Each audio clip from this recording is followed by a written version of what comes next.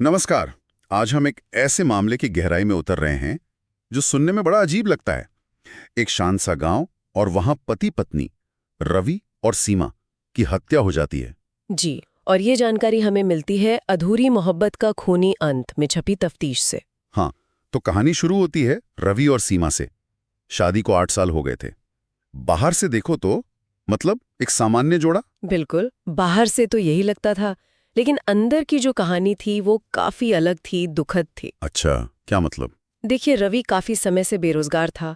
उसे शराब की लत भी लग गई थी। हाँ। और घर का सारा जो भार था वो सीमा पर था। वो स्कूल में टीचर थी। ओह। और सिर्फ इतना ही नहीं, रिपोर्ट ये भी बताती है कि रवि सीमा पर हाथ भी उठाता था, मतलब घरेलू हिंसा। 8 साल की शादी और ये सब चल रहा था छिपा हुआ। हाँ बिल्कुल।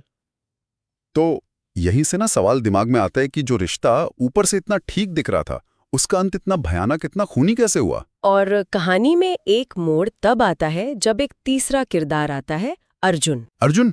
ये कौन था? एक नौजवान लड़का था। वो किसी सरकारी सर्वे के काम से उस गांव में आया हुआ था। अच्छा। और सुनने में आया कि वो सीमा के मतलब थोड़ा करीब आ गया था। शायद सीमा को उसमें कोई हमदर्द नजर आया हो। एक सहारा शायद। हो सकता है। लेकिन अर्जुन के आने से कहानी और उलझ गई। रवि जो पहले से ही थोड़ा क्या कहते हैं शक्की मिजाज का था, वो सीमा पर और ज्यादा नजर रखने लगा। जाहिर है उसे ये नजदीकी पसंद नहीं आई होगी। बिल्कुल। और इसी तनाव के माहौल में आती है वो रात, 23 जून की। बहुत भारी बारिश हो रही थी उस रात। और उसी रात ये सब हुआ? हाँ, उसी रात गांव वालों को रवि और सीमा की लाशें मिली, उनके अपने घर में। कहाँ मिली लाशें? मतलब घर में कैसे? रवि की लाश तो रसोई में थी। सिर पे किसी भारी चीज से चोट की गई थी। और सीमा सीमा अपने बेडरूम में मिली। उसका गला घोटा गया था। बाप रे, दोनों की हत्या? गांव में तो दहशत फैल गई होगी। बहुत ज्यादा। और सबसे पहली शक की सुई किस पर जाएगी? भारी आदमी अर्जुन। बिल्कुल, पहला शक उसी पर गया। तो आज हम इसी उलझी हुई गुत्थी को परत दर परत खोलने की कोशिश करेंगे। हाँ, देखते हैं कि आखिर हुआ क्या था। तो पुलिस ने जांच शुरू की होगी अर्जुन से ही। जी हाँ, सबसे पहले अर्जुन से ही पूछताछ हुई।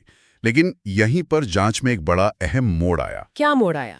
अर्जुन के पास एक पक्की एलिबी थी। एलिबी? मतलब वो सबूत कि वो उस वक्त वहां था ही नहीं। हाँ बिल्कुल, पक्का सबूत कि जिस समय ये हत्याएं हुईं वो गांव के सरपंच के घर पर मौजूद था। कई लोगों ने उसे वहां देखा था। अरे वाह, ये तो बहुत बड़ा मोड़ है। तो अर्जुन तो बाहर हो गया शक के दायरे से। हाँ। फिर पुलिस ने क्या किया? जांच किस तरफ गई? जब अर्जुन साफ हो गया तो पुलिस ने ध्यान दिया रवि और सीमा के आखिरी कुछ घंटों पर, खास तौर पर रवि के। अच्छा। और यहीं उनके हाथ लगे रवि के फोन रिकॉर्ड्स। और उसमें कुछ अजीब था। क्या अजीब था? पता चला कि हत्या से बस कुछ घंटे पहले रवि ने एक अनजान नंबर पर कई बार, मतलब लगातार बात की थी। एक अनजान नंबर, हत्या से ठीक पहले। ये तो शक वाली बात है। किसका नंबर था वो? पुलिस ने जब उस नंबर की जांच की ना, तो जो सच सामने आया उसने तो सबको हिलाकर रख दिया। ऐसा क्या? वो नंबर किसी और का नहीं, बल्कि सीमा के ही चचेरे भाई विकास का निकला। क्या कह रहे हो? सीमा का चचेरा भाई विकास? हाँ, जिसका पहले से थोड़ा क्रिमिनल रिकॉर्ड भी था। और वो कुछ ही दिन पहले गांव वापस आया था। सीमा का भाई और रवि उससे बात कर रहा था? हम्म। या सीमा नहीं, ये तो बहुत उलझ गया। विकास का क्या लेना देना? लेना देना था।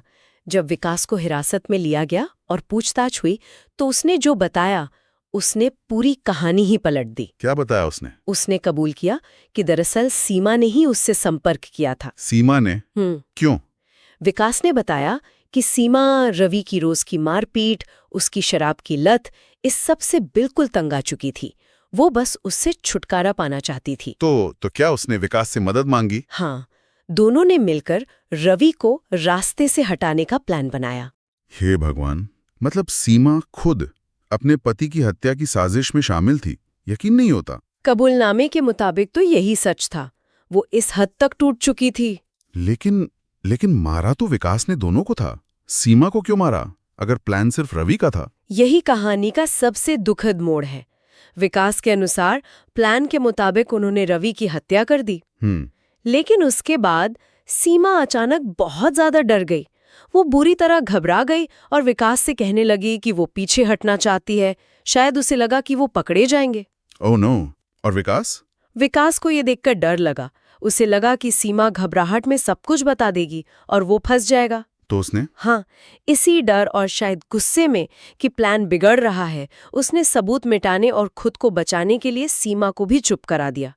गला घोटकर उसकी भी जान ले ली। मतलब एक जुर्म छिपाने के लिए दूसरा जुर्म।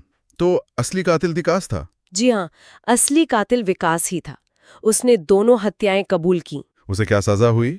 और अर्जुन का क्या हुआ बाद में? विकास को अदालत ने दोहरे हत्याकांड के लिए आजीवन कारावास मतलब उम्र कैद की सजा सुनाई।